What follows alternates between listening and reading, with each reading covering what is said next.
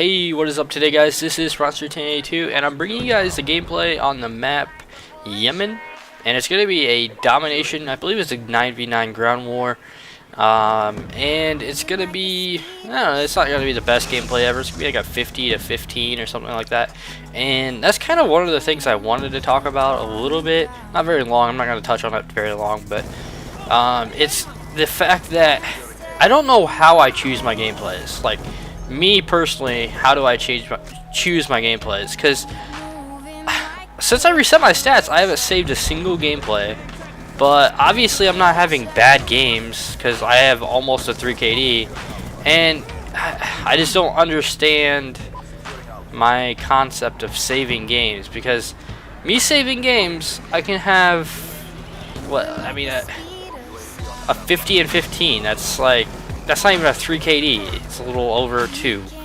And well, I mean, it's pretty close. Well, yeah, it is a 3 KD, but I don't know. 3 KDs are the greatest for gameplay videos. But I mean, why don't I save like my 60 to 12s or something like that? Like, I do this all the time, and I don't understand why I do it the way I do. Watch me cap this flag. Oh! Well, never mind. I guess I didn't cap that flag, huh? That's whatever, I guess. I don't know if we actually win this game or not, but that was probably a pivotal point, whether or not we win this game, probably, because I don't know. I just want to. I cannot stand just sitting on a flag for just so long. Like, nobody helping me cap that flag. I capped the B flag by myself, but have absolutely no teamwork help, and we might lose. I don't know. I don't remember what the final score is for this game. But I think I'm done talking about me choosing my gameplays because it's kind of boring. But so with the PlayStation 4, I did a video yesterday. I'll put an annotation in the top left of what I was talking about yesterday.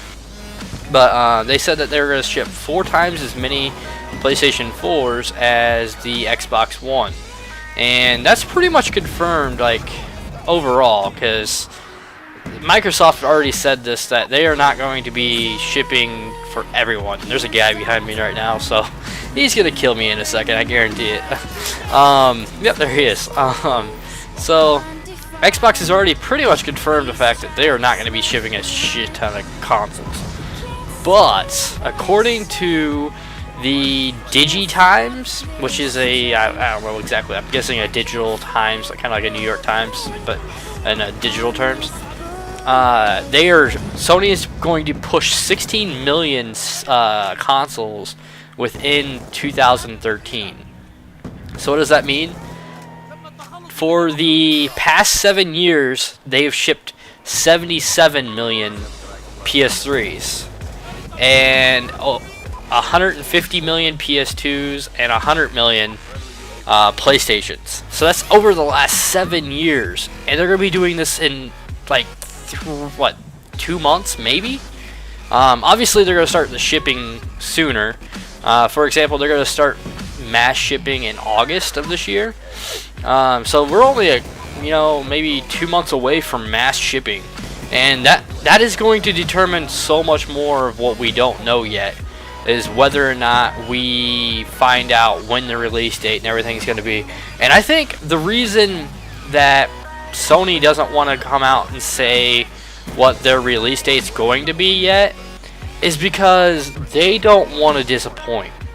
Like, you can tell that Sony is to this point that they do not want to do anything to disappoint their customers, which is a really good thing to me. Like, me personally, I like that a lot.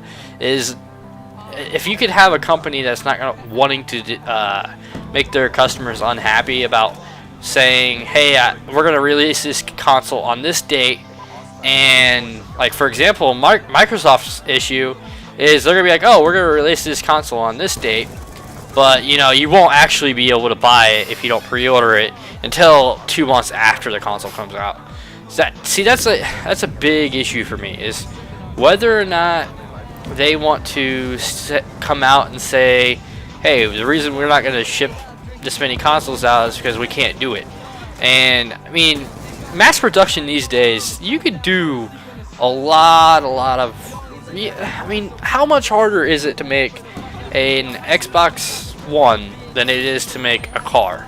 I know cars are a lot bigger, and I mean, how much harder would it be to be able to do that? I understand there's going to be like differences between how many people could actually manufacture a car compared to manufacturing a console in terms of a electronic standpoint, but there are plenty of certified people that would be able to do that. And I mean, my biggest fear is what happened to the Xbox 360, is whether or not that stuff's gonna happen with the new technology that's coming out. Like, please, please, please do not send a console out with shitty thermal paste. Like, just please don't do it. That's my biggest fear, is everybody's gonna have to buy 4 of these consoles before they get one that's decent enough to where they can actually use the thing for 3 or 4 years.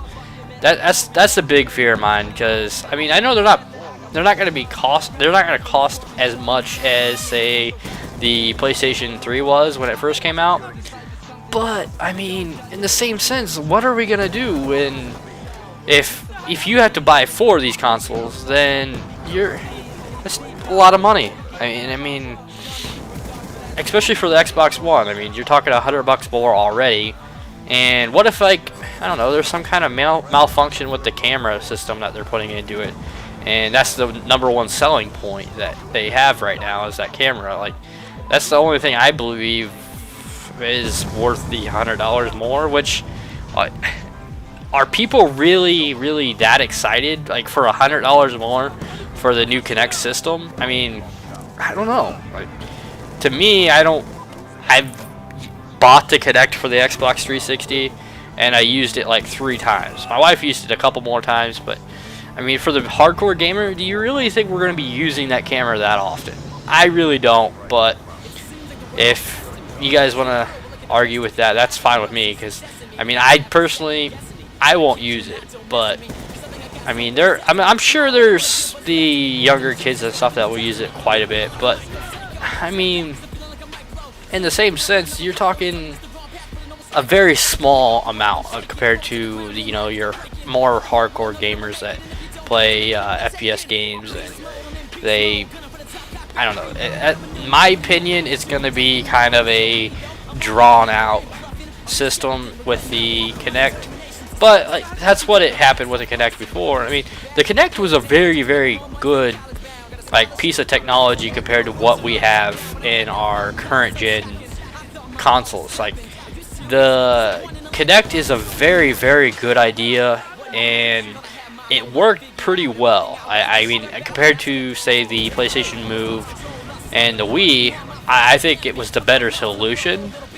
But there isn't the huge market that people are just buying a Kinect system for the... My teammate just ran in front of me and killed me. But there isn't that huge market for people to say, hey, I want this just specifically for the Kinect. And I mean, that's, I don't know, like, and the TV thing, I'm not a huge fan on, but I mean, that's because I'm a hardcore gamer. I'm sure there's gonna be a lot of people that have absolutely no clue how to even fucking use the thing. So to me, for your average gamer, it's gonna be hard for you to know, hey, Xbox, do this, do that. I mean, is Xbox going to come with a manual that tells you every single code prompt? How did I not kill that guy? That's kind of frustrating. But that's all I have for you guys. I'll see you guys later. Peace.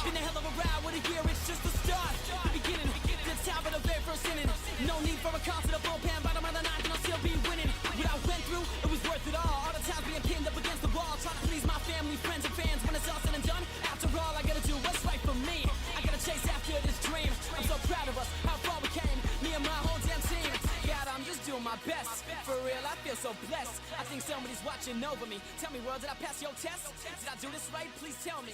I need you now, please help me. Cause life don't come in no manual. I played the cards that you dealt me. My life